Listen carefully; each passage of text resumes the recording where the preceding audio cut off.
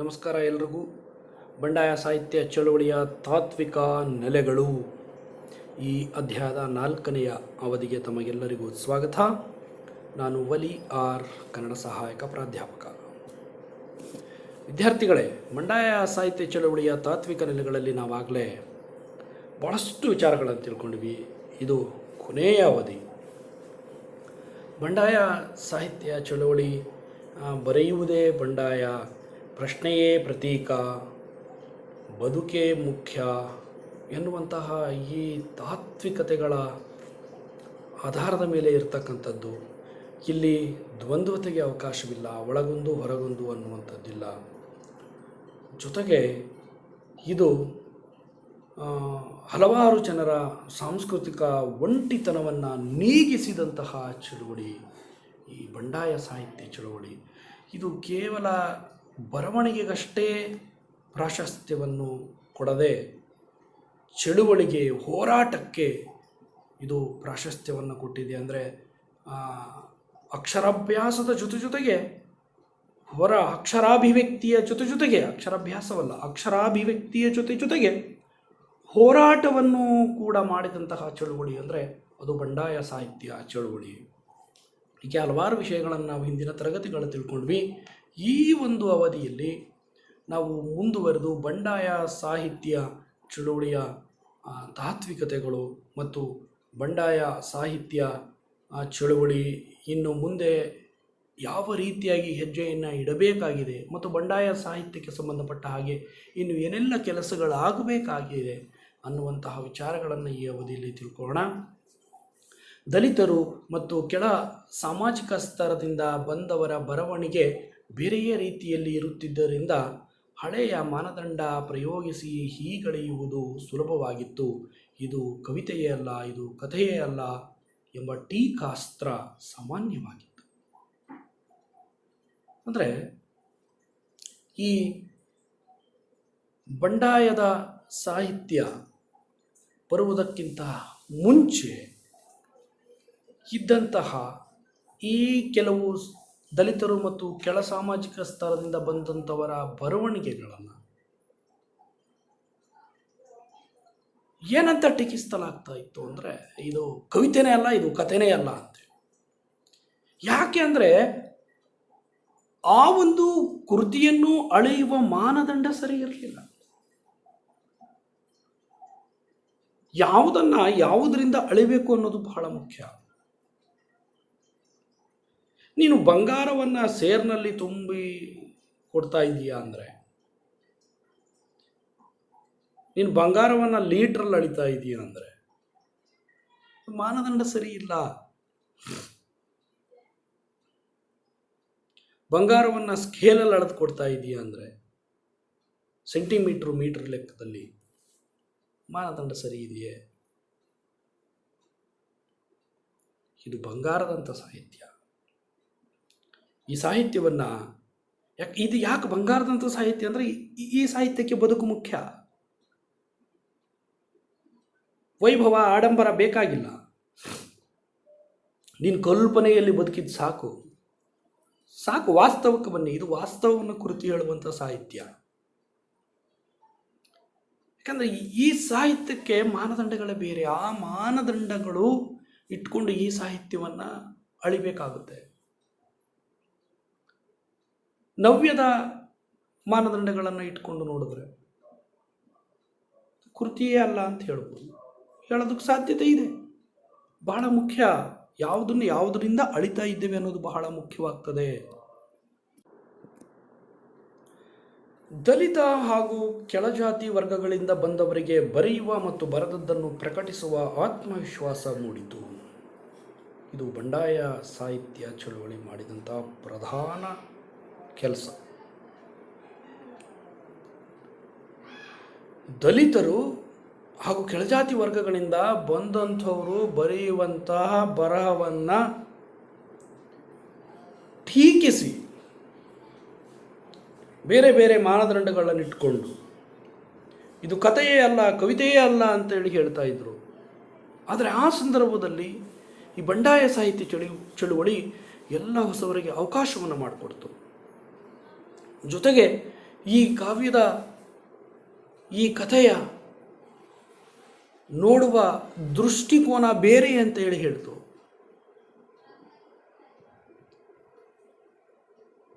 ಈ ಸಾಮಾಜಿಕ ಸಾಂಸ್ಕೃತಿಕ ಒಂಟಿತನ ಅನ್ನೋದು ನೀಗಿ ಹೊಸ ಹೊಸ ಬರಹಗಾರರು ಆತ್ಮವಿಶ್ವಾಸದಿಂದ ಬರೆಯೋದಕ್ಕೆ ಪ್ರಾರಂಭಿಸ್ತಾರೆ. ಬರೆಯುವ ಆಸೆ ಹಕ್ಕುಗಳನ್ನೇ ಹೊಸಕಿ ಹಾಕುವ ವಾತಾವರಣ ನಿರ್ಮಿಸುವುದು ಜೀವ ವಿರೋಧಿ ಕ್ರಮ ಅಂತೇಳಿ ಬರಗೂರು ರಾಮಚಂದ್ರಪ್ಪನವರು ಹೇಳ್ತಾರೆ. ಬರೆಯುವ ಆಸೆ ಮತ್ತು ಹಕ್ಕುಗಳನ್ನೇ ಹೊಸಗೆ ಹಾಕಿಬಿಡೋದು. ಬರೀಲೇಬಾರ್ದು ಅವನು ಮತ್ತೆ. ಚಿಗುರ್ತಾ ಇರ್ತಕ್ಕಂತಹ ಸಸಿಯನ್ನು ಚೂಟ್ ಹಾಕೋದು. ಈ ಕೆಲಸ ನಮ್ಮ ಸಾಹಿತ್ಯಿಕ ವಲಯದಲ್ಲೂ ನಡೀತಾ ಇತ್ತು. ಈಗಲೂ ಸಂಪೂರ್ಣವಾಗಿ ಹೋಗಿದೆ ಅಂತ ಹೇಳಿ ಭಾವಿಸ್ತಾ ಇಲ್ಲ ನಾನು. ಆದರೆ ಬಂಡಾಯ ಸಾಹಿತ್ಯ ಚಳವಳಿ ಇದನ್ನು ವಿರೋಧಿಸ್ತು. ನೀನು ಟೀಕೆಯನ್ನ ಮಾಡುವುದಾದರೆ ಟೀಕಿಸು, ಆ ಕೃತಿ ಉತ್ತಮವಾಗುವ ರೀತಿಯಲ್ಲಿರಲಿ, ಆ ಕೃತಿಗೆ ಮಾರ್ಗದರ್ಶನ ಮಾಡುವ ಹಾಗಿರಲಿ.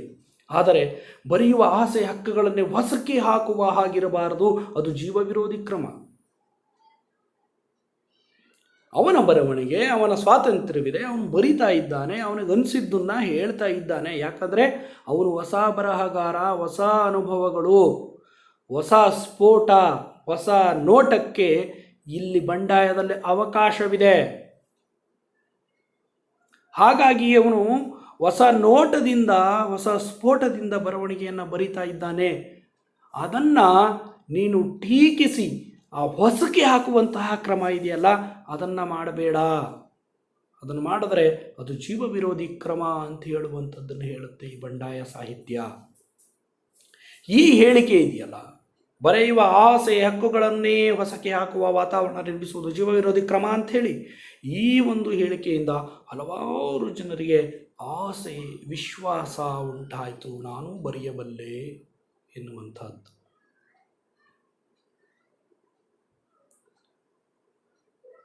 ಬಹಳ ಮೊದಲಿಗೆ ಎಲ್ಲರೂ ಮಹಾಕಾವ್ಯಗಳನ್ನು ಬರೆಯೋದಕ್ಕೆ ಸಾಧ್ಯವೇ? ಮೊಟ್ಟ ಮೊದಲ ಕಾವ್ಯವೇ ಮಹಾಕಾವ್ಯವಾಗಿ?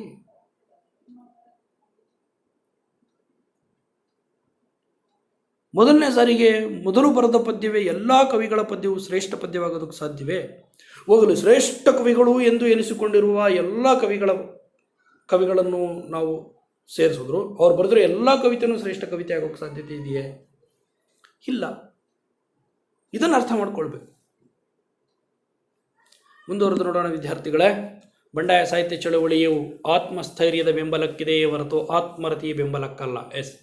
ಬರೆಯುವ ಆಸೆಯನ್ನು ಹೊಸಕಿ ಹಾಕುವುದು ಜೀವ ವಿರೋಧಿ ಕ್ರಮ ಅಂತ ಹೇಳಿದೆ ಈ ಬಂಡಾಯ ಸಾಹಿತ್ಯ ಅಂಥೇಳಿ ತನಗನ್ನಿಸಿದ್ದನ್ನೆಲ್ಲ ಹೇಗೆ ಬೇಕೋ ಹಾಗೆ ಬರೆದು ನಾನು ಬರೆದದ್ದೇ ಶ್ರೇಷ್ಠ ಅಂಥೇಳಿ ಹೇಳ್ಕೊಳ್ತಕ್ಕಂತಹ ಈ ಆತ್ಮರತಿ, ತಮ್ಮನ್ನು ತಾವು ಹೊಗಳ್ಕೊಳ್ಳುವಂತಹದ್ದಿದೆಯಲ್ಲ, ಇದಕ್ಕೆ ಬೆಂಬಲವನ್ನು ಕೊಡುವುದಿಲ್ಲ ಬಂಡಾಯ ಸಾಹಿತ್ಯ. ಇದು ಆತ್ಮಸ್ಥೈರ್ಯವನ್ನು ಕೊಡುತ್ತದೆ, ಆದರೆ ಆತ್ಮರತಿಯ ಬೆಂಬಲ ಇದಕ್ಕಿಲ್ಲ. ಬಹಳಷ್ಟು ಜನರಿಗೆ ಈ ಆತ್ಮರತಿ ಇರ್ತದೆ. ಅಂದರೆ ಆತ್ಮರತಿ ಅಂದರೆ ತಮ್ಮನ್ನು ತಾವು ಹೊಗಳ್ಕೊಳ್ತಕ್ಕಂಥದ್ದು. ನೋಡಿದ್ರ ಹೇಗಿದೆ ಈ ಕವಿತೆ, ಒಂದ್ಸರಿ ಓದ್ತೀನಿ ಕೇಳಿ ಅಂತ ಓದ್ತಾರೆ. ಕೇಳಿಸ್ಕೊಳಕ್ಕಾಗೋದಿಲ್ಲ. ಒಂದು ಪದ್ಯವನ್ನೇನೋ ಕೇಳಿಸ್ಕೋಬಹುದು.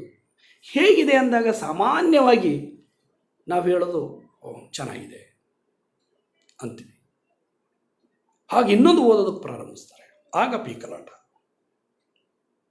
ಆದರೆ ಪದ್ಯ ಹೇಗಿದೆ ಅಂದಾಗ ನಮ್ಮ ಉತ್ತರ ಇಲ್ಲಿ ಇನ್ನೊಮ್ಮೆ ಓದಿ ಆ ಸಾಲನ್ನು ಅಂತೀವಿ ನೋಡಿ, ಅಲ್ಲಿ ಆ ಪದ್ಯದ ಶ್ರೇಷ್ಠತೆ.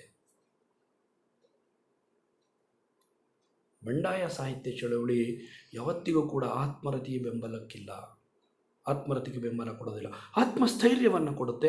ಆ ಆತ್ಮಸ್ಥೈರ್ಯ ಅಲ್ಲಿವರೆಗೂ ಯಾರು ಕೊಡ್ತಾ ಇರಲಿಲ್ಲ. ನಮ್ಮ ಕರ್ನಾಟಕದ ಸಾಹಿತ್ಯಿಕ ಸಂದರ್ಭದಲ್ಲಿ ಆತ್ಮಸ್ಥೈರ್ಯವನ್ನು ಕೊಡುವವರ ಕೊರತೆ ಇತ್ತು. ಆ ಕೊರತೆಯನ್ನು ನೀಗಿಸಿದ್ದು ಈ ಬಂಡಾಯ ಸಾಹಿತ್ಯ ಚಳವಳಿ. ಬಂಡಾಯ ಸಾಹಿತ್ಯದ ಮುಖ್ಯ ಬಿಕ್ಕಟ್ಟು ಇರುವುದು ತನ್ನ ಆಶಯ ಮತ್ತು ವಾಸ್ತವಗಳಿಗೆ ಸಂಬಂಧ ಕಲ್ಪಿಸುವ ಕ್ರಿಯೆಯಲ್ಲಿ. ಇದು ದೊಡ್ಡ ಬಿಕ್ಕಟ್ಟು. ತನ್ನ ಆಶಯ ಮತ್ತು ವಾಸ್ತವಗಳಿಗೆ ಸಂಬಂಧವನ್ನು ಕಲ್ಪಿಸುವಂತಹ ಕ್ರಿಯೆ. ಇದರ ಆಶಯ ಏನು?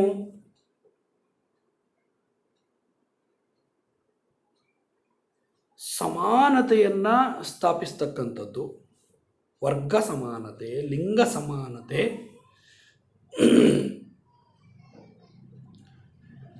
ಜಾತ್ಯತೀತತೆಯನ್ನು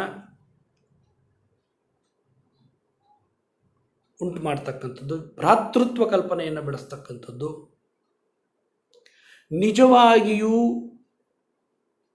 ಮನುಷ್ಯರನ್ನಾಗಿ ನಿರ್ಮಾಣ ಮಾಡ್ತಕ್ಕಂಥದ್ದು.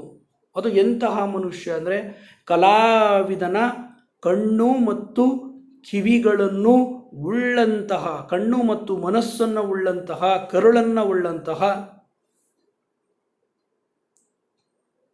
ಮನುಷ್ಯನನ್ನು ನಿರ್ಮಿಸ್ತಕ್ಕಂಥದ್ದು. ಶ್ರೇಷ್ಠ ಮನುಷ್ಯ ಅಂದರೆ ಮತ್ತೇನೂ ಅಲ್ಲ, ಕವಿಯಾಗುವುದು ಮತ್ತು ಕಲಾವಿದನಾಗುವುದು ಅಂಥೇಳಿ ಬರಗೂರು ರಾಮಚಂದ್ರಪ್ಪನವರು ಈ ನಿಟ್ಟಿನಲ್ಲಿ ಹೇಳಿರ್ತಕ್ಕಂಥದ್ದು. ಇಂತಹ ಎಲ್ಲ ಆಶಯಗಳಿದ್ದಾವೆ. ಈ ಆಶಯಗಳು ಮತ್ತು ವಾಸ್ತವಗಳಿಗೆ ಸಂಬಂಧ ಕಲ್ಪಿಸುವ ಕ್ರಿಯೆ ಇದೆಯಲ್ಲ, ಇದು ದೊಡ್ಡ ಬಿಕ್ಕಟ್ಟು. ವಾಸ್ತವನೇ ಬೇರೆ ಇದೆ, ಆಶಯನೇ ಬೇರೆ ಇದೆ. ನಾನು ಆಶಯವನ್ನು ಇಟ್ಕೊಂಡು ಹಾಗೆ ಕೃತಿಯನ್ನು ಬರಿತಾ ಹೋಗ್ಬಿಟ್ರೆ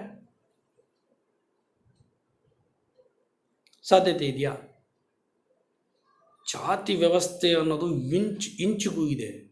ನೀನು ಕೃತಿಯಲ್ಲಿ ಜಾತಿ ವ್ಯವಸ್ಥೆನೇ ಇಲ್ಲ ಅನ್ನೋ ರೀತಿಯಲ್ಲಿ ನೀನು ಬರೆದುಬಿಟ್ರೆ ಶೋಷಣೆ ನಡೀತಾನೇ ಇದೆ. ಈಗಲೂ ದೇವಾಲಯಗಳಿಗೆ ಪ್ರವೇಶಗಳನ್ನು ನಿಷೇಧಿಸಲಾಗಿದೆ ಬಹಳಷ್ಟು ಕಡೆ. ಹೆಣ್ಣು ಮಕ್ಕಳಿಗೆ ದೇವಾಲಯ ಪ್ರವೇಶ, ಅಯ್ಯಪ್ಪ ಸ್ವಾಮಿ ದೇವಾಲಯಕ್ಕೆ ಹೋಗೋಕ್ಕೆ ಹೆಣ್ಣು ಮಕ್ಕಳು ಎಷ್ಟು ಪಾಟ್ಲು ಪಡ್ತಾ ಇದ್ದಾರೆ.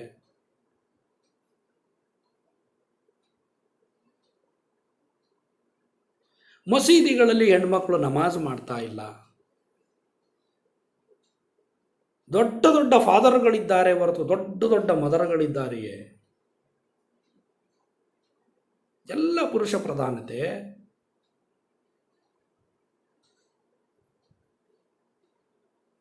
ಶ್ರೀಮಂತರಿಗೆ ಸೆಲ್ಯೂಟ್ ಹೊಡೆದು ಬಿಡುವಂತಹ ಪೊಲೀಸರು ಬಡವರಿಗೆ ಬಿಡ್ತಾರ?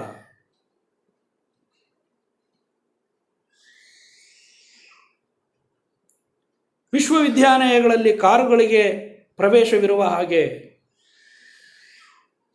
ರೈತನಿಗೆ ಪ್ರವೇಶವಿದೆಯೇ?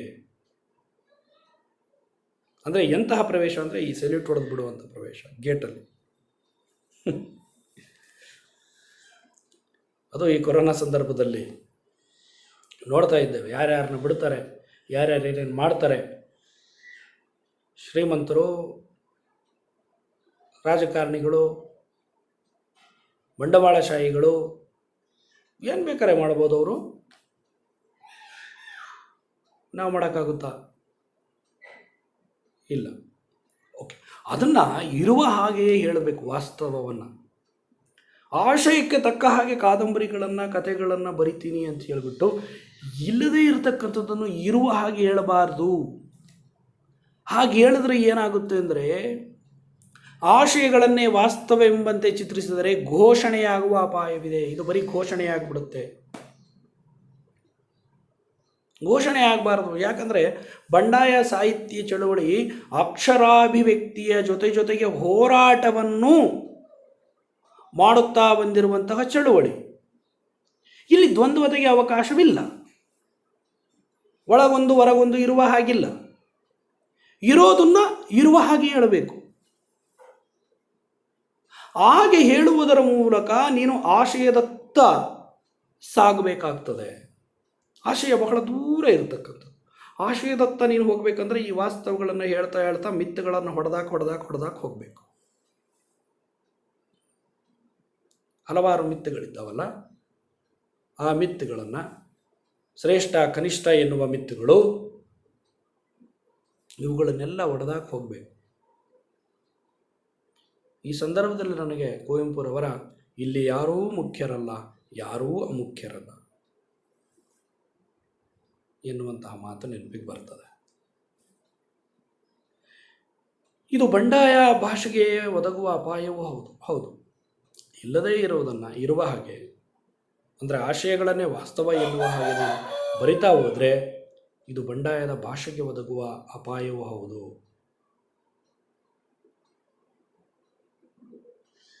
ಆನಂತರ ಬಂಡಾಯ ಸಾಹಿತ್ಯವನ್ನು ಯಾರು ಒಪ್ಪೋದಿಲ್ಲ, ನಂಬೋದಿಲ್ಲ.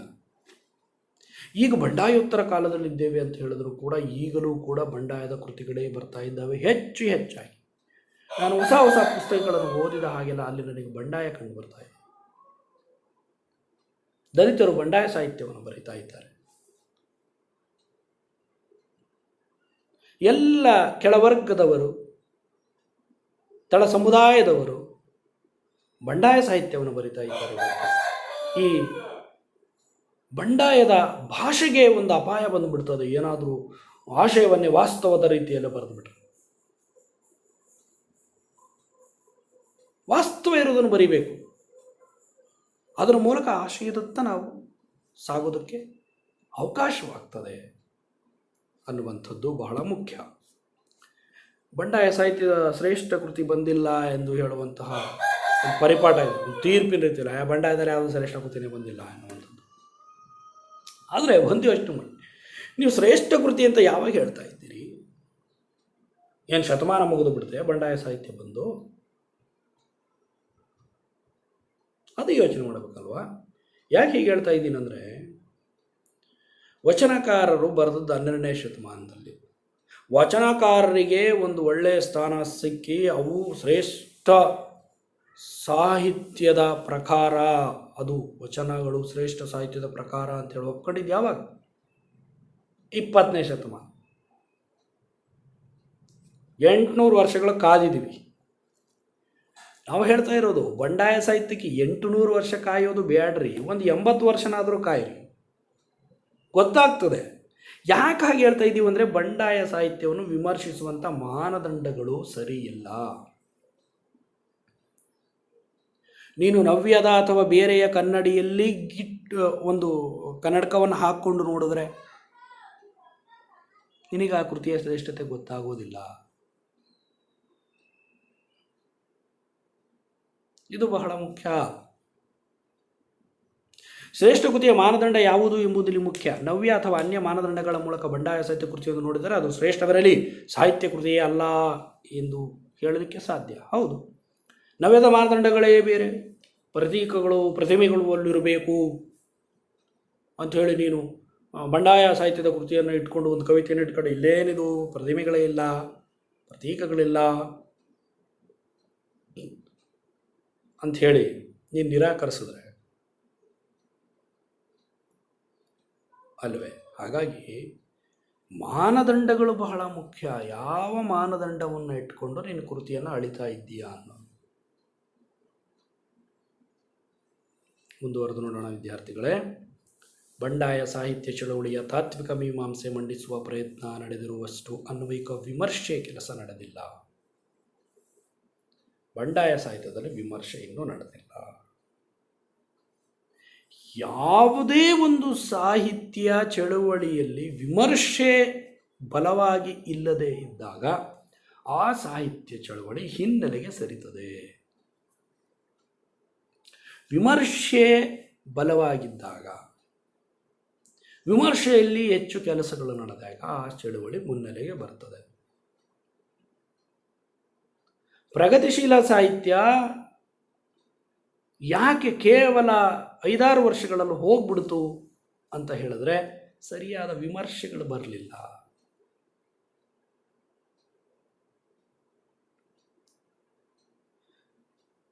ಇಲ್ಲಿ ತಾತ್ವಿಕ ಮೀಮಾಂಸೆ ಮಂಡಿಸುವಂತಹ ಪ್ರಯತ್ನ ಬಹಳಷ್ಟು ನಡೆದಿದೆ. ಬಂಡಾಯ ಚಳವಳಿಗಳ ತಾತ್ವಿಕ ನೆಲೆಗಳನ್ನು ಹೇಳಿದ್ದಾರೆ, ಮೀಮಾಂಸೆಯನ್ನು ಹೇಳಲಾಗಿದೆ, ಆದರೆ ವಿಮರ್ಶೆ ಬೇಕು. ಈ ಕೆಲಸ ನಡೆದಿಲ್ಲ. ವಿಮರ್ಶೆಯ ಕೆಲಸವೇ ಸರಿಯಾಗಿ ನಡೆಯದೆ ಇದು ಶ್ರೇಷ್ಠ ಕೃತಿ ಅಲ್ಲ, ಇದು ಶ್ರೇಷ್ಠ ಕೃತಿ ಅಂತ ಹೇಳೋದಕ್ಕೆ ಹೇಗೆ ಸಾಧ್ಯ? ಶ್ರೇಷ್ಠ ಕೃತಿನೇ ಬಂದಿಲ್ಲ ಅಂತ ತೀರ್ಪು ಕೊಡೋದಕ್ಕೆ ಹೇಗೆ ಸಾಧ್ಯ? ಸರಿಯಾದ ವಿಮರ್ಶೆಯ ಕೆಲಸ ಮಾಡಬೇಕಾಗಿದೆ ಬಂಡಾಯ ಸಾಹಿತ್ಯ ಚಳವಳಿಗೆ ಸಂಬಂಧಪಟ್ಟ ಹಾಗೆ. ಇದು ತುರ್ತಾಗಿ ಆಗಬೇಕಾದ ಕೆಲಸ. ಇದರಿಂದ ಬಂಡಾಯ ಬರಹ ಗಟ್ಟಿಯಾಗುವುದರೊಂದಿಗೆ ಈ ಗಟ್ಟಿ ಬರಹದ ಮೂಲಕ ಮತ್ತೊಮ್ಮೆ ಬದುಕನ್ನು ನೋಡುವ, ವಿಮರ್ಶಿಸುವ ವಿಧಾನ ಗಟ್ಟಿಯಾಗುತ್ತದೆ. ಎಷ್ಟಾದರೂ ಬಂಡಾಯಕ್ಕೆ ಬದುಕು ಮುಖ್ಯ ತಾನೆ. ಬಂಡಾಯಕ್ಕೆ ಏನು ಮುಖ್ಯ ಅಂದರೆ ಬದುಕು ಮುಖ್ಯ, ಮತ್ತೇನೂ ಅಲ್ಲ. ಈ ಬದುಕು ಮುಖ್ಯ ಎನ್ನುವಂತಹ ತಾತ್ವಿಕತೆಯನ್ನು ಇಟ್ಕೊಂಡು ಕೃತಿಯನ್ನು ವಿಮರ್ಶೆ ಮಾಡಬೇಕಾಗ್ತದೆ. ವಿಮರ್ಶೆಯ ಮಾನದಂಡಗಳು ಸಿದ್ಧವಾಗಬೇಕಾಗಿದೆ. ಈ ರೀತಿಯಾಗಿ ಒಂದು ಗಟ್ಟಿಯಾದ ವಿಮರ್ಶೆ ನಡೆದರೆ ಅದರ ಮೂಲಕ ಬರಹ ಗಟ್ಟಿಯಾಗ್ತಾ ಹೋಗುತ್ತೆ. ಮುಂದೆ ಬರೆಯೋರಿಗೆ ಅದು ಮಾರ್ಗದರ್ಶನವನ್ನು ಕೊಟ್ಟ ಹಾಕಾಗ್ತದೆ. ಆ ಒಂದು ಗಟ್ಟಿ ವಿಮರ್ಶೆಯಿಂದ ಗಟ್ಟಿಯ ಬರಹ ಬಂದು ಬಂಡಾಯ ಸ್ಟ್ರಾಂಗ್ ಆಗ್ತದೆ, ಗಟ್ಟಿ ಆಗ್ತದೆ. ಮತ್ತು ಆ ಬರಹಗಳ ಮೂಲಕ ಬದುಕನ್ನು ನೋಡುವಂತಹ, ವಿಮರ್ಶಿಸುವಂತಹ ವಿಧಾನ ಗೊತ್ತಾಗುತ್ತೆ. ನಾವು ಯಾವ ರೀತಿ ಬದುಕಬೇಕು ಅಂತ ಗೊತ್ತಾಗುತ್ತೆ. ನಮ್ಮ ಬದುಕು ಈಗ ಹೇಗಿದೆ, ಹೇಗಿರಬೇಕು ಅಂತಲೂ ಗೊತ್ತಾಗುತ್ತೆ. ಯಾಕೆ ಅಂದರೆ ಬಂಡಾಯಕ್ಕೆ ಬದುಕೇ ಮುಖ್ಯ. ಹಾಗಾಗಿ ನಾವು ಈ ನಿಟ್ಟಿನಲ್ಲಿ ಹೆಚ್ಚು ಕೆಲಸಗಳಾಗಬೇಕಾಗಿದೆ. ವಿದ್ಯಾರ್ಥಿಗಳೇ, ನೀವು ಈ 4 ಅವಧಿಗಳಲ್ಲಿ ಬಂಡಾಯ ಸಾಹಿತ್ಯ ಚಳುವಳಿಯ ತಾತ್ವಿಕ ನೆಲೆಗಳನ್ನು ತಿಳ್ಕೊಂಡಿದ್ದೀರಿ.